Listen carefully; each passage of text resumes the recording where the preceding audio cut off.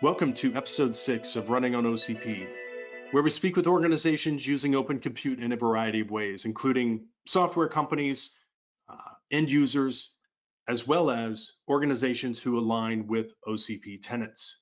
This week is a good one. I speak with two open source French entrepreneurs. Gal Deval, who is very well known within the open source community. He created Mandrake Linux back in 1998. It was a Linux distribution originally based on Red Hat Linux. He's founded other organizations over the past few years, but in 2017, he created the E-Mobile Operating System, which is a privacy-oriented fork of Android. So de-Googling your Android operating system. I also speak with John Paul Smets, the CEO of Nexedi. Nexedi is an OCP community member focused on OCP hardware. He also has a great deal of experience in open source software, open source ERP, and many others. So it was an amazing conversation between Gal and John Paul, and I hope you enjoy this week's episode of Running on OCP. Thank you, Gal and John Paul, for joining me today. Hi, Steve. Hi, Steve. Great. This is a conversation I've really been looking forward to. Gal, you have a very diverse background and experience in open source. So for those in our community who may not be familiar with your background, please introduce yourself, share your history and how you got started in open source, and then how you came to start E. Yeah, okay. So hi, everyone. Well, I've been in open source for quite a lot of time now. Actually, I'm a software engineer by design, and when I was studying computer sciences at university in the 90s, I discovered Unix, and it's been a big shock for me because it was, well, in terms of operating system, it was much more interesting and powerful than Windows and other consumer operating system that I really had a crush on this operating system, and the second shock when I learned about Linux, and when I discovered that I could possibly run a Unix-like operating system at home on some x86 hardware. So this really became a passion for me, and I totally fell into Linux and open source. I started to support open source because I really liked the idea of putting some knowledge and efforts together to build something, build some common products and software. And so I started to support open source software, and at some time I also was very interested in graphical interfaces, and I thought that maybe we could have a Linux system that would be easier to use for the mainstream users, people who are not especially into software engineering. So this was in 1997. I started to work on a Linux distribution project that would be easier to use with a graphical interface by default, and I released the first version of this, which was called Mandrake Linux, in the 1998 summer, and it really had a fast success because I think that I understood at this time that probably many people were already looking for an easier to use Linux, and so that was the beginning of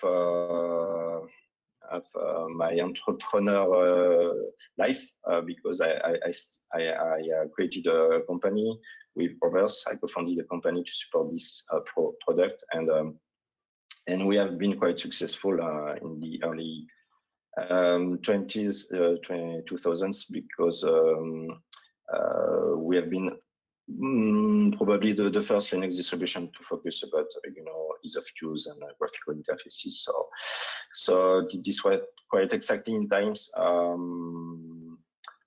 Well, that's the beginning of the story.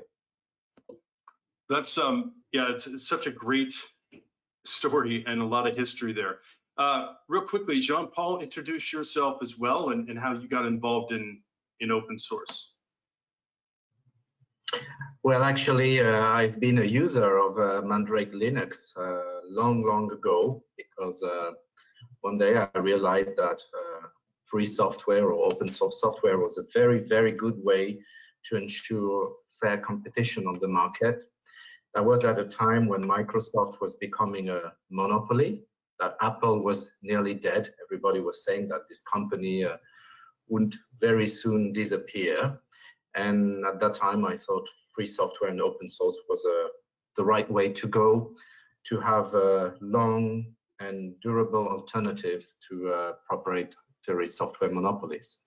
Then after some time, I created a company.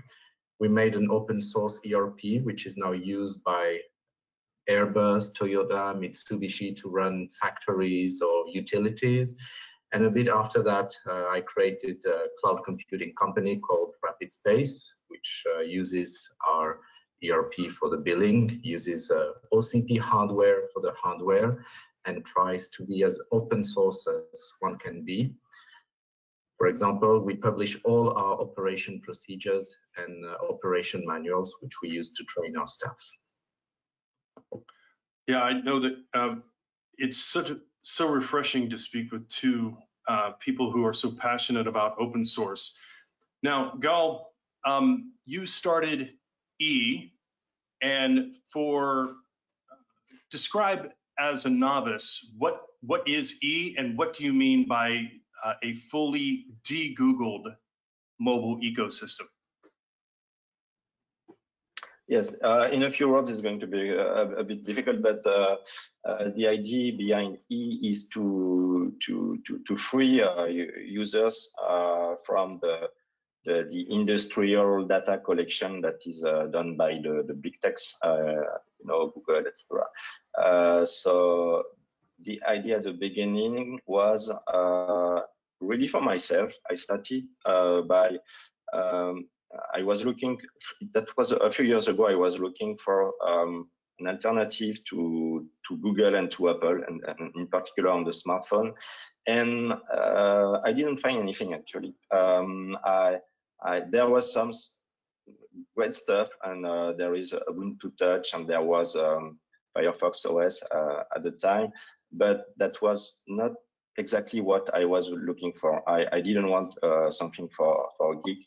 Actually, I have some very common usage of a smartphone, and I wanted something that would be more respectful with users' data privacy, and at the same time that would be very easy to use. It's a bit like the same story as I did with Mandrake Linux, but I wanted something powerful, and at the same time that my mother or my daughter could use without learning everything about software or computers. And just to give you an idea, and that's something that I was very surprised to learn. If you use a smartphone that is running Android, you are sending about 12 megabytes of personal data daily to Google. That means that your location, what you're looking for on internet, your emails, etc., everything, all of this is going to Google. And why it's going to Google? To fuel their business model, which is based on profiling users and selling advertising. So I think that it's not acceptable to give so much data, and so the other alternative is to use an iPhone. But the fact is that if you use an iPhone, you are still sending some personal data to Apple and to Google. Actually, for an iPhone, you send about 6 megabytes per day of your personal data to Google, because Google pays Apple $13 billion every year to have Google search installed by default on the iPhone. So the whole thing, the smartphone ecosystem is really about fueling the Google business model. So E is really the first mission of E. I don't like the word mission, but the first promise of E is really to get rid of this data collection, permanent data collection. So we fork Android and we remove every feature that is sending any data to Google. But we stay compatible with the mobile application that people are used to use every day. And well, that's it. It's amazing. So you forked Android, and then to get rid of everything that is then sent. So 12 meg to Google, 6 meg over to Apple if you're using iOS. It is really a staggering amount of data. So you talked about security and privacy a lot, looking at the entire E ecosystem and foundation. How are you? Those two seem to be the cornerstone of everything you're doing in the E Foundation. Would that be safe to say? Yes, privacy at first. It is really the initial project, and security, because without, I mean, some security, you cannot really support privacy. But this is not our main focus, and that is something I like to say. We are not doing an operating system for spies or people who can be targeted by some criminal organizations or govs or something. There are some other projects for this, some products that are really much more secure than what we are doing, but that are also less usable. So we are really about supporting this more privacy, and also something that we like to call transparency about privacy, something like auditable privacy. Because today, if you take Apple, for instance, they claim that they are really supporting privacy on iOS, but maybe you can trust Apple, and there are many people actually who trust Apple, but just trusting, because Apple is just a black box. It's a proprietary stuff, and they have a long tradition of hiding everything. So maybe their claim is right, maybe not. So we support some auditable privacy. We want privacy with facts, and that's the reason why we are fully open source. I think that's really something important in our project, that is offering more transparency to our users. Yeah, transparency with facts. Do you think that Europe is more active in these type of initiatives, security and privacy, compared to other regions? Yes, probably.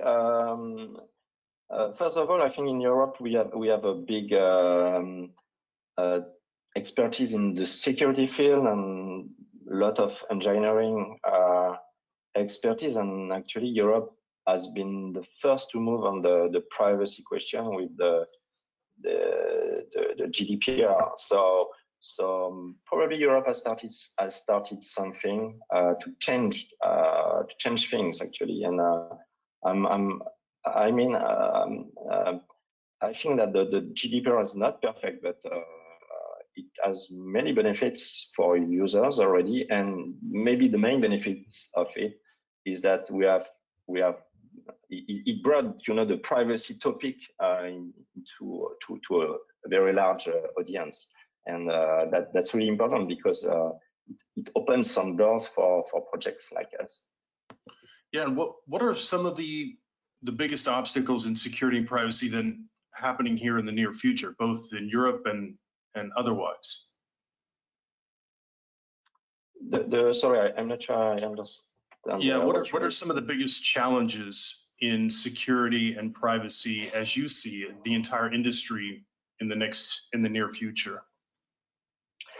Well, that is an expert discussion, but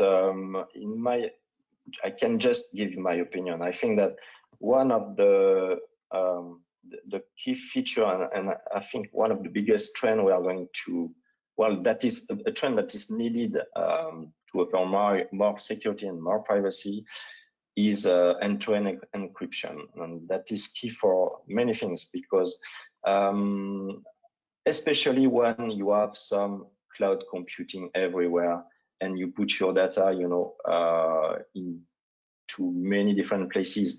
And I say this because even if you put your data, you store your data online on a safe place, it can be even your own server, someday you are going to be hacked.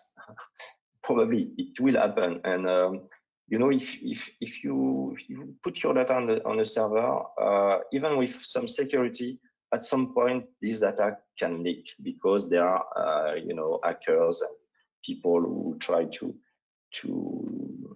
steal data. So if we want to improve on this side,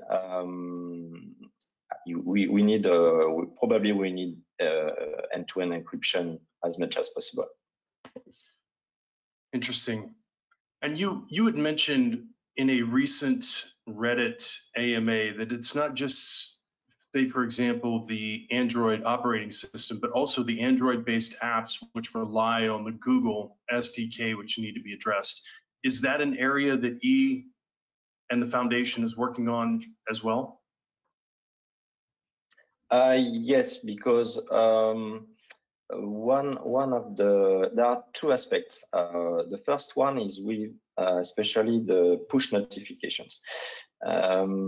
Push notification, that's the small messages you receive all the time from applications to warn you that someone sent you a message or news arrived or something.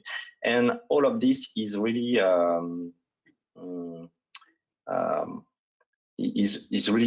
is really linked to the Google organization, and all the workflow of this feature is going through Google servers, and it's very difficult to break free from this. So at the moment in E, we are putting a kind of smoke screen, between the user and those servers, but we have no choice to use it if we want to keep those push notifications. So this is not a perfect situation, and we would like to go further, and so we would like to at some point to introduce a new SDK, to let software publishers have this feature, and that would not rely on Google or Apple, and that would be more independent with more transparency on what is, what can be catched in terms of data. So that's the first point. And the other point is really about making mobile applications. Today, a publisher has actually two different choices on the mobile if he wants to develop an application. If he can use the Apple SDK for iPhone, and he can use the Android SDK for Android application. And this is 100% of the mobile application market. Well, this is 99%. And that's not acceptable if you want at some point to regain more independency on those technologies and those SDKs, because obviously Google makes this SDK with some background about their business, etc. And we don't want this. We just want a clean open source SDK to develop efficient mobile applications. And that's the reason why I think we have to introduce something different, a new, a more independent SDK for mobile applications. And I think there is probably a big opportunity on this at the moment, because there are progressive web apps, and progressive web apps, they are using the technologies of the web, HTML, JavaScript, CSS, etc., and they are becoming more and more efficient. And with the hardware which is running faster and faster, this is really becoming something credible to develop mobile application. So I think this is really the time to support this progressive web app and maybe a new app store, something, a new way to deliver a mobile application that would not rely on Apple or Google. Yeah, I would imagine the market potential is huge in this category. So switching over toward kind of the hardware space, do you see, and this question is both for Gal as well as Jean-Paul, do you see the same open source momentum in software happening in hardware? Obviously not the size of the market, but do you see that momentum starting to shift to the hardware space on IoT devices, electric cars, etc.? Or is there still this proprietary urge on the hardware side?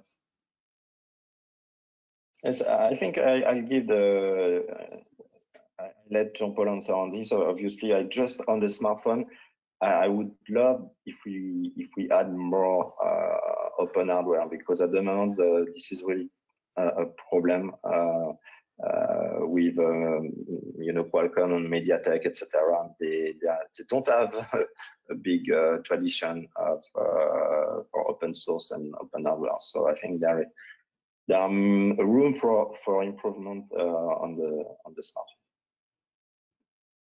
So I think we are in still the early days of open source hardware, but it really exists thanks to the Open Compute project on the one hand, and thanks to companies such as Olimex from Bulgaria that are producing tons of small boards very similar to a Raspberry Pi, but it's open source hardware. And we are seeing more and more industries interested in open source hardware.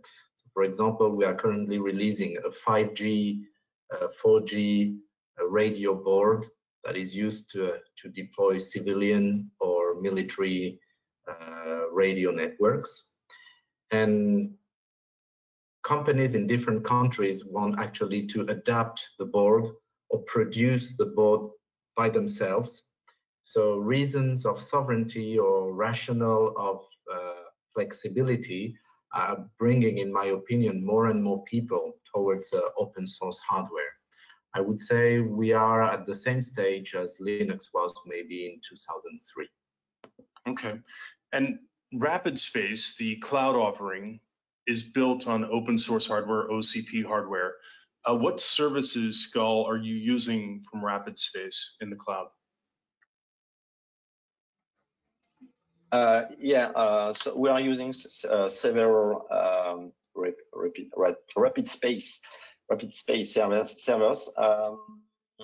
The reason we're using it for compiling the operating system, actually, to build the ROM every day and every week and every month for 140 different devices.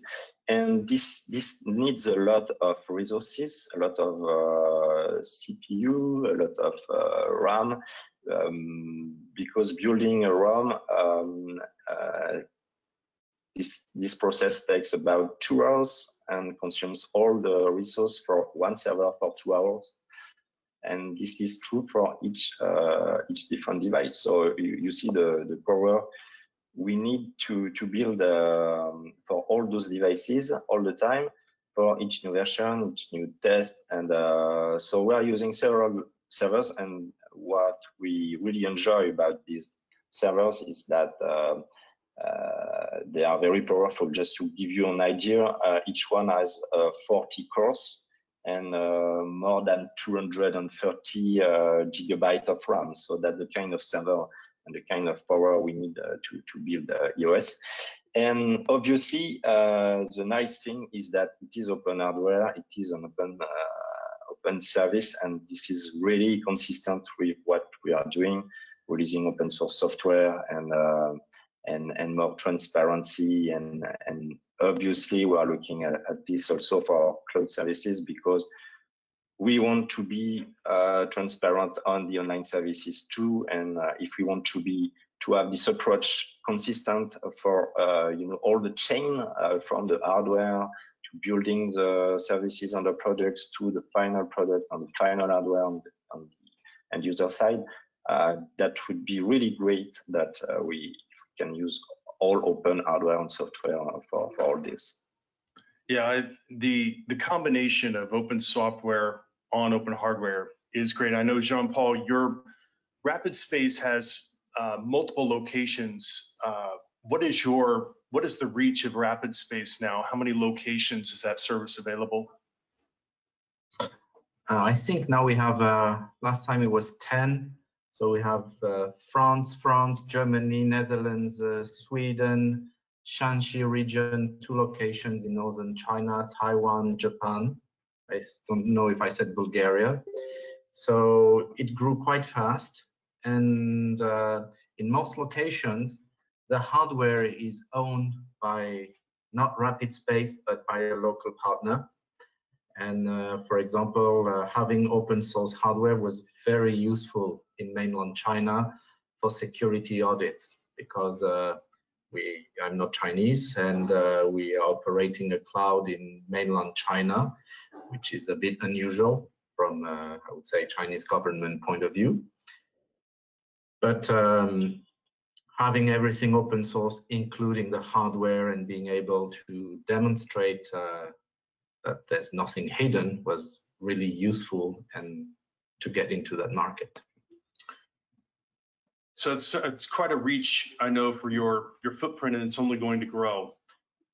Golf. Now back to your a couple of the comments that I've read from you in the past. I was reading through some of your comments on Reddit, and you were asked this question around the free and open source, or FOSS, and you said FOSS is about the collective intelligence. And one obstacle we face within the open source hardware communities is to convey this message about collective intelligence, because there's this fear that others are going to steal your idea and designs at the hardware level.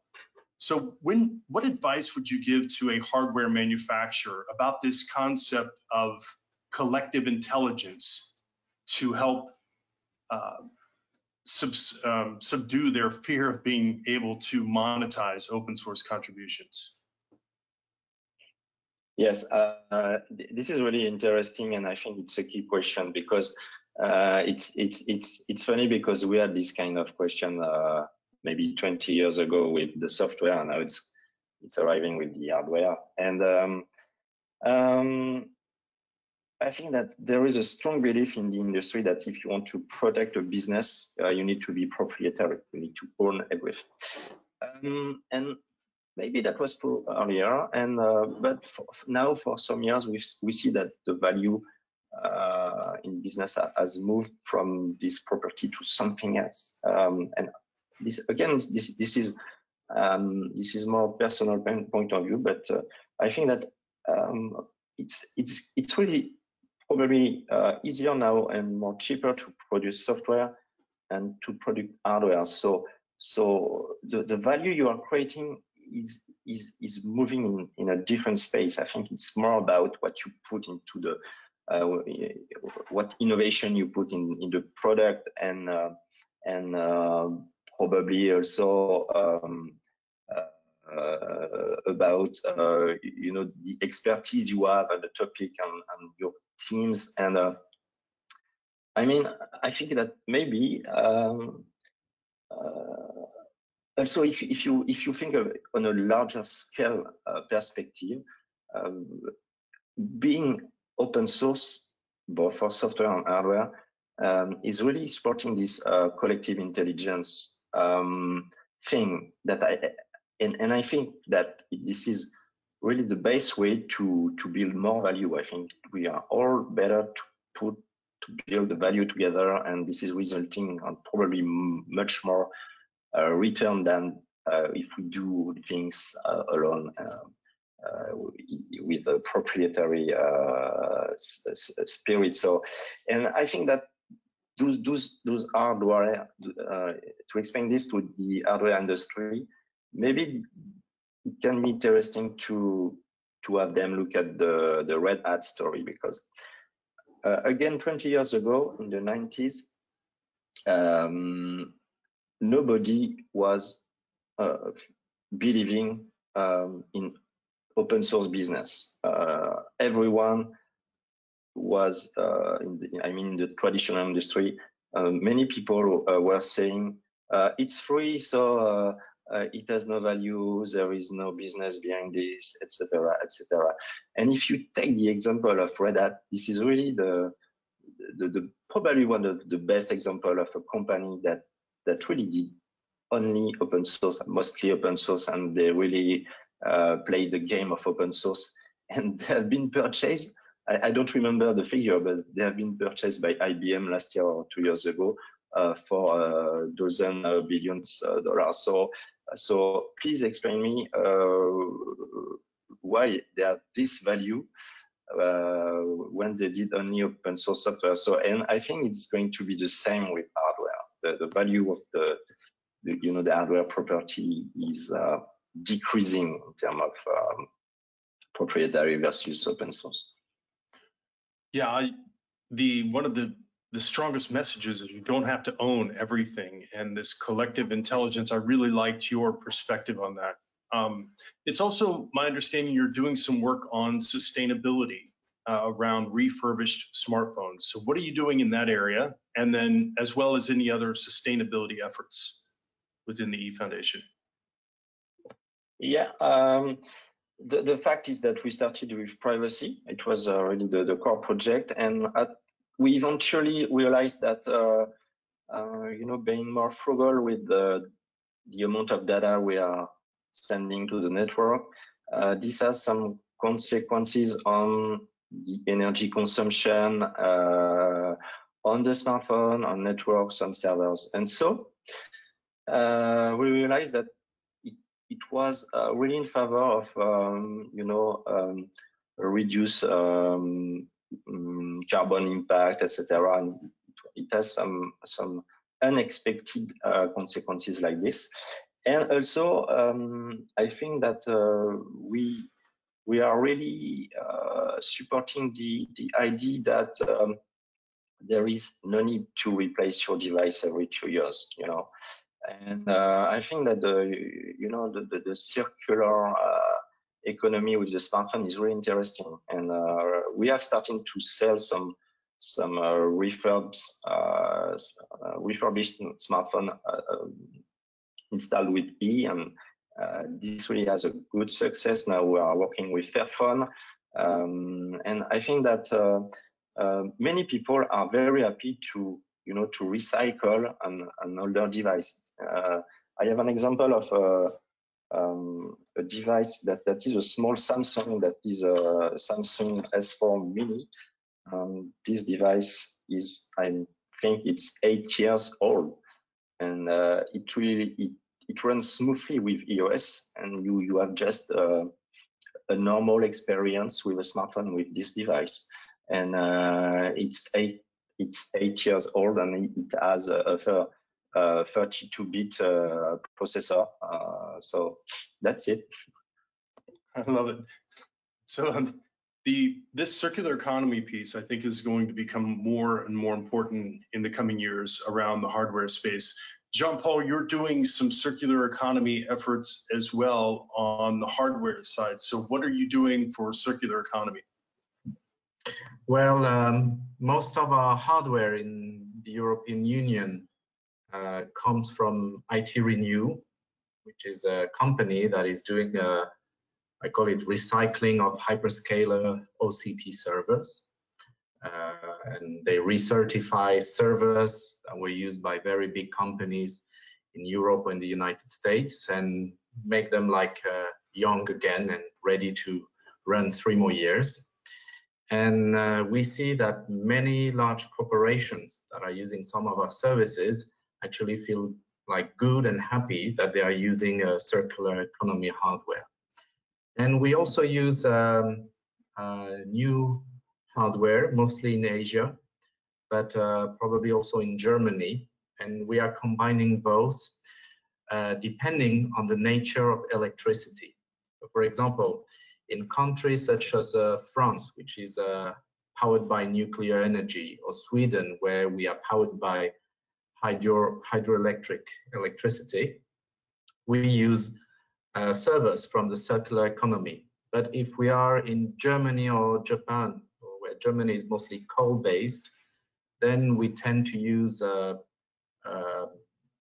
more recent hardware, such as Capri by Mytac, where we can use AMD CPUs. And we are calculating which is best in terms of CO2 emissions based on the mix of circular economy, which saves CO2, and the nature of electricity in different regions in the world. Wow. And then you're able to pass those sustainability savings on to your end users as well, which is great. And also to meet CSR requirements in the respective countries. And when the servers, for example, the servers get old in a country and new hardware provides more power efficiency, then we can move servers from one location to another to extend their life using, let's say, low CO2 electricity, and put the new hardware in high CO2 regions. And that's pretty easy because with the form factor of OCP, it's actually very easy to take the servers out, put them in a van, cross the border, that's only maybe 8 hours drive, and plug them in a new location. And we did it once already, and the OCP form factor is fantastic for that. That's a great value chain, all the way from the hardware on up to the device and the smartphone. So Gal, you've been asked many times for advice on open source, and people ask you this all the time, and each time you stress passion in helping people begin to do what they want to do. Say, follow your passion or find out what you're passionate about. What are some areas that you're passionate about over the next 12 to 24 months that you hope to explore?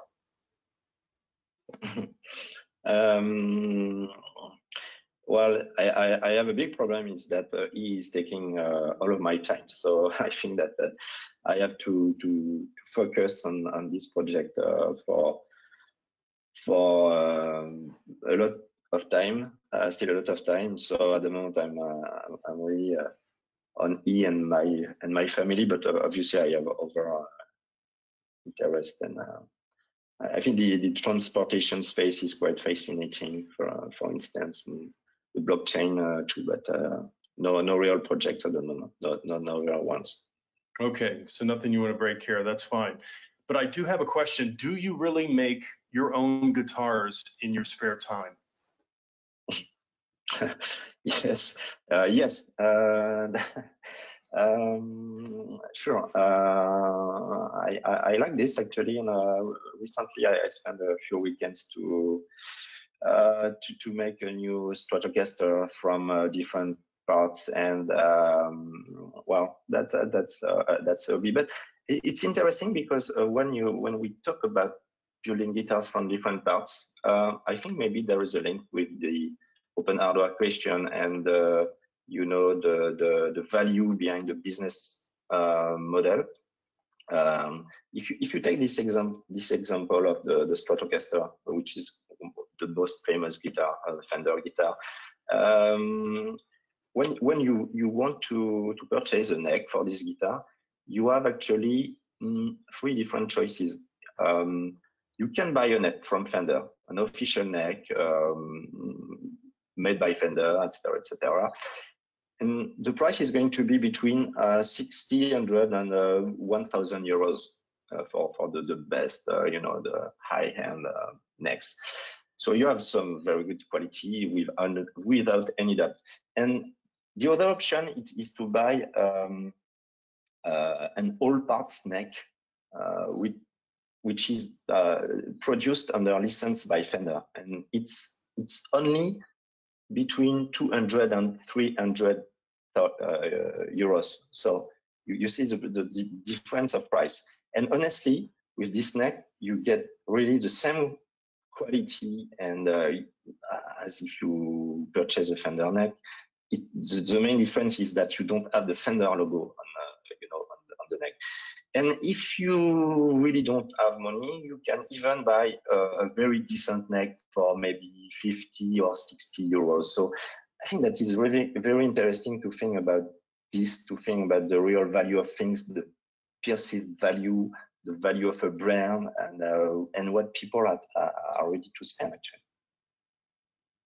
It's a great connection between something that's more relatable to people than say a tech device or something like that, and how you compare the brand versus a community-based or an off-brand or generic type of equipment. Yeah. Same goes for hardware as well. So if somebody wants to get involved in E, what should they do, Gal?